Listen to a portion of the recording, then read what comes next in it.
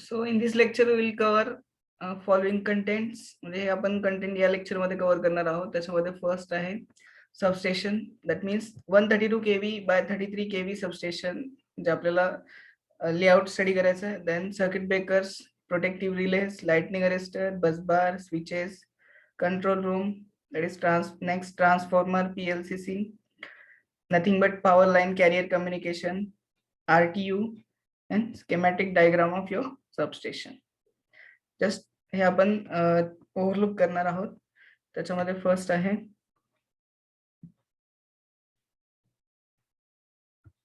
Substation. आता substation सर्वांना माहिती आहे. Substation is in station of wear your transmission and distribution system voltage is changes. म्हणजे ज्या पॉइंटला तुमचं ट्रान्समिशन डिस्ट्रीब्युशन व्होल्टेज चेंज होतं, which is nothing but your substation by using transformer. ठीक है.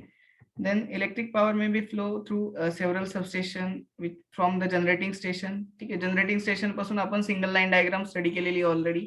ठीक आहे. तर सिंगल लाईन डायग्राम म्हणजे काय, फॉर एक्झाम्पल एखाद्या ठिकाणी जनरेटिंग स्टेशन आहे, देन प्रायमरी ट्रान्समिशन आलं, देन तुमचं सेकंडरी ट्रान्समिशन आहे, देन प्रायमरी डिस्ट्रीब्युशन आलं and secondary distribution. This your single line diagram. आणि जे काही तुमचे व्होल्टेज लेवल चेंजेस होतात ते तुमच्या सबस्टेशन मध्ये होतात. देन नेक्स्ट आहे याच्यामध्ये आपलं सर्किट ब्रेकर्स. आता सर्किट ब्रेकर आपण स्विच गेअर प्रोटेक्शन मध्ये ऑलरेडी स्टडी केलेलं आहे.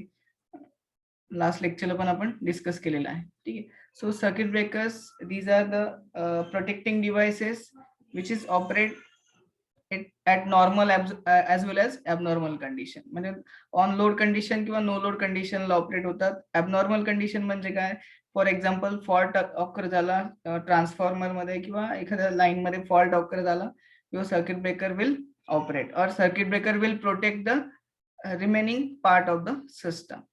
Either it is automatically operate और you can operate it as a manually. ठीक आहे. नेक्स्ट आहे याच्यामध्ये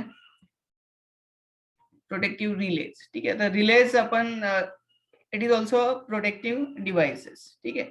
आता याच्यामध्ये प्रोटेक्टिंग डिव्हाइसेस म्हणजे काय, तुमचे प्रोटेक्टिंग डिव्हाइसेस जो काही सिस्टमचा पार्ट आहे और फॉल्ट आल्यानंतर रेस्ट ऑफ द सिस्टम आहे. ठीक आहे. रेस्ट ऑफ द सिस्टम त्याला प्रोटेक्ट करण्यासाठी आपण relay and circuit breaker assembly use करत असतो. ठीक आहे. There are various types of relay. त्याच्यामध्ये तुमचं प्रोटेक्टिव्ह रिले झाले, त्याच्यामध्ये तुमचा ट्रान्सफॉर्मर प्रोटेक्शन रिले आले, अर्थ फॉल्ट रिले आला. प्रोटेक्टिव्ह रिले ऑलरेडी आपण स्टडी केलेला आहे. ठीक आहे. याच्यामध्ये आपला जो काही फॉल्ट येणार आहे, त्या फॉल्ट पासून जे काही इक्विपमेंट तुमचे डॅमेज होणार आहेत, ठीक आहे, त्याला प्रोटेक्ट करण्यासाठी आपण रिलेज वापरतो. त्याच्यामध्ये व्हेरियस टाइपचे रिले आहेत, ऑलरेडी डिस्कस केले आहे. ओव्हर करंट रिले आला, तुमचा ओव्हर व्होल्टेज रिले. ठीक आहे. त्याच्यामध्ये transformer protection relay, distance relay, there are various types of release. ठीक आहे.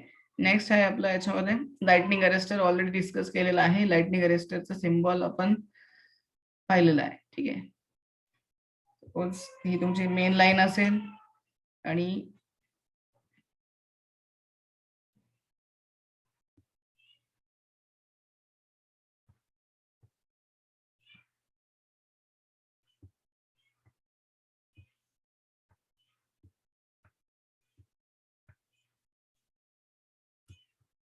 इथे आपण लाइटनिंग अरेस्टरचा सिम्बॉल ड्रॉ करू शकतो.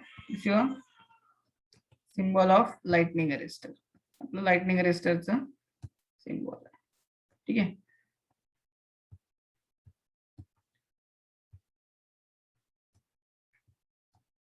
We are using lightning arrestor in order to protect the transmission line or equipments in a substation from lightning stroke. जे काही lightning stroke येतात त्याच्यामध्ये बघू शकता, it is connected in between the line. म्हणजे जे आपण इथे ड्रॉ केला आहे, तुमची मेन लाईन आहे. ठीक आहे. and earth. ठीक आहे. So as to divert that surge voltage, जे काही surge voltage due to lightning stroke मुळे जे काही सर्ज व्होल्टेज क्रिएट होणार आहे, that surge voltage directly grounded with the help of this lightning arrestor. ठीक आहे. then next आहे lightning arrestor and acts as a safety wall designed to discharge the electric surge. Electric surge मध्ये तुमचा due to lightning stroke किंवा over voltage येणार आहे, that discharge get directly to the earth through this lightning arrester. ठीक आहे. This your lightning arrester. त्याचं function आपण already discuss केलं. There are various types of lightning arrester, ते पण आपण स्टडी केलेलं आहे. देन नेक्स्ट आहे आपला हे लाइटनिंग अरेस्टर आहे.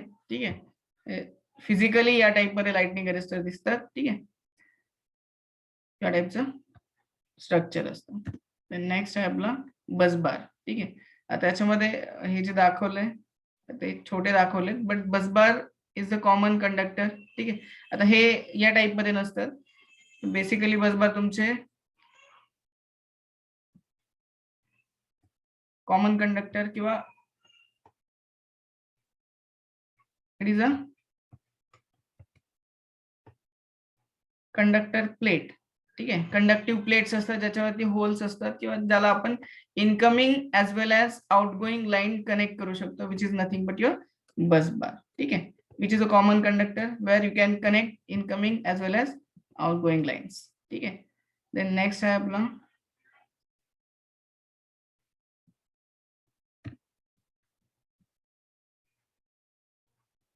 दोन बसबार असतात याच्यामध्ये. ठीक आहे, 132 kV मध्ये ऑलरेडी आपण डिस्कस केलेले मेन बसबार आणि ट्रान्सफर बसबार. दोन बसबारची गरज काय आहे याच्यामध्ये, की जे आपला मेंटेनन्स निघाला, एखाद्या बसबार वरती मेंटेनन्स निघाला किंवा फॉल्ट ऑकर झाला तर अदर बस थ्रू आपण डायरेक्टली लोडला सप्लाय करू शकतो. There for we are using two busbar. एक मेन बसबार आहे आणि सेकंड तुमचे ऑक्झिलरी किंवा त्याला बोलतात ट्रान्सफर बसबार. नेक्स्ट आहे स्विचेस. व्हेरियस स्विचेस तुमच्या सबस्टेशन मध्ये यूज केले जातात. त्याच्यामध्ये आयसोलेटर पण आले. ठीक आहे, ऑलरेडी आपण आयसोलेटरचा सिम्बॉल स्टडी केलेला आहे. ठीक आहे,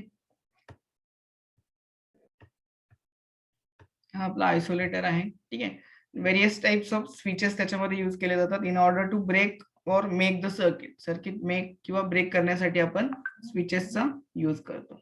ठीक आहे, नेक्स्ट आहे याच्यामध्ये कंट्रोल रूम. कंट्रोल रूम मध्ये जे सगळे तुमचे जे कंट्रोलिंग अँड मॉनिटरिंग होतं. Controlling and monitoring nothing but जे all the parameters you have to monitor. सगळे पॅरामीटर मॉनिटर केले जातात. इनकमिंग व्होल्टेज किती आहे, incoming power, frequency, current, all the parameter that you have to monitor in control room. जे काही outgoing जे parameters आहेत such as voltage, current, frequency किंवा ट्रान्सफॉर्मर टेम्परेचर किती आहे, हे सगळे पॅरामीटर तुमच्या कंट्रोल रूम मध्ये मॉनिटर केले जातात. ठीक आहे, किंवा कंट्रोल केले जातात.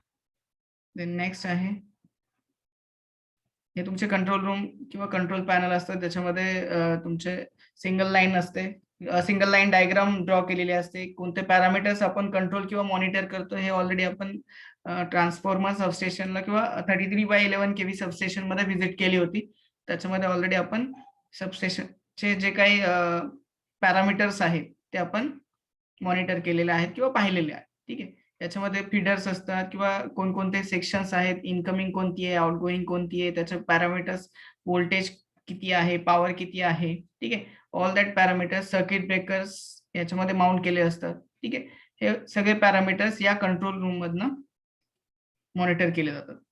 Then transformer. ठीक आहे, बेसिकली हा it is the heart of your substation और इलेक्ट्रिकल इंजिनिअरिंग. त्याच्यामध्ये तुम्ही ट्रान्सफॉर्मर हा तुमच्या सबस्टेशन मधला मेन कंपोनंट असतो किंवा ओव्हरऑल कॉस्ट पेक्षा मोर दॅन 50% कॉस्ट ही तुमच्या ट्रान्सफॉर्मरची असते.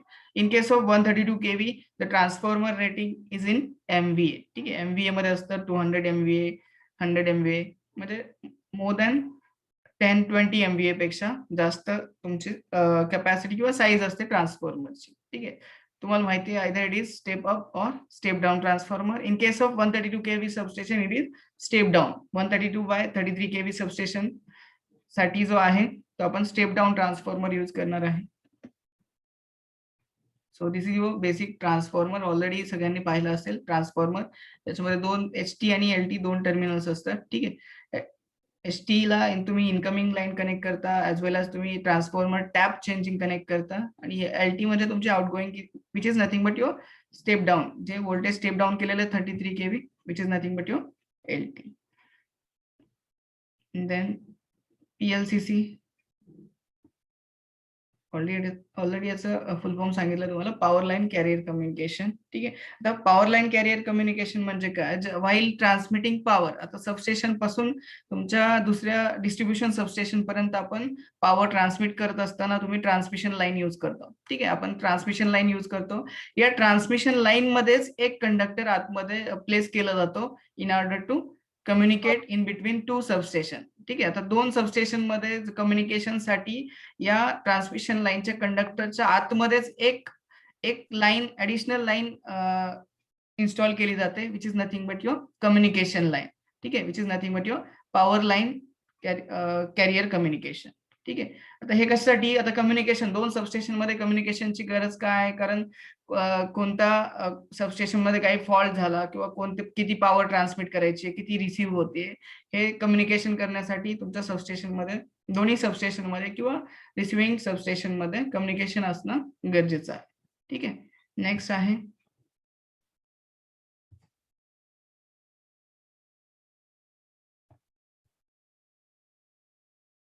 हे कम्युनिकेशन साठी पॉवर लाईन मॉडेल यूज करतात. ठीक आहे, which is use wave trap पण यूज करतात, then power line carrier communication use करतात इन ऑर्डर टू. आता ह्याच्यामध्ये बेसिकली काय असतं, एक ट्रान्समीटर असतो आणि एक रिसिव्हर असतो. ठीक आहे, जो ट्रान्समीटर असतो तो सिग्नल ट्रान्समिट करतो आणि रिसिव्हर रिसीव्ह करतो. जो काही तुमचे सिग्नल किंवा जे काही तुमचे कम्युनिकेशन सिग्नल येणार आहेत सबस्टेशन मध्ये, that will receive that receiver. ठीक आहे, तो रिसिव्हर काय करणार आहे, सिग्नल रिसीव्ह करणार आहे. ठीक आहे, देन आरटीयू हे तुमच्या सबस्टेशन मध्ये. आता याच्यामध्ये आरटीयूचं बेसिक फंक्शन असतं in order to collect the data. ठीक आहे, प्रायमरी डेटा कलेक्ट करण्याचं काम आहे. डेटा नथिंग बट जे काही इनपुट आहे, ठीक आहे, इनपुट कनेक्ट करण्याचं काम तुमच्या आरटीयू रिमोट टर्मिनल युनिटचं असतं. आता डेटा कोणकोणत्या टाईपचं असतं, it can be digital, it can be analog, it can be pulse. ठीक आहे, या 3 टाईपचा डेटा हा आरटीयू कलेक्ट करत असतो आणि डेटा कलेक्ट करण्याचं मेन फंक्शन आहे. आता for example digital input. Digital input म्हणजे काय, तुमचं जे in form of digital, for example voltage किती आहे. ठीक आहे, that data, that all data have to collect with the help of this RTU, remote terminal unit. आणि डेटा जो कलेक्ट केलेला डेटा आहे त्याच्यावरून आपण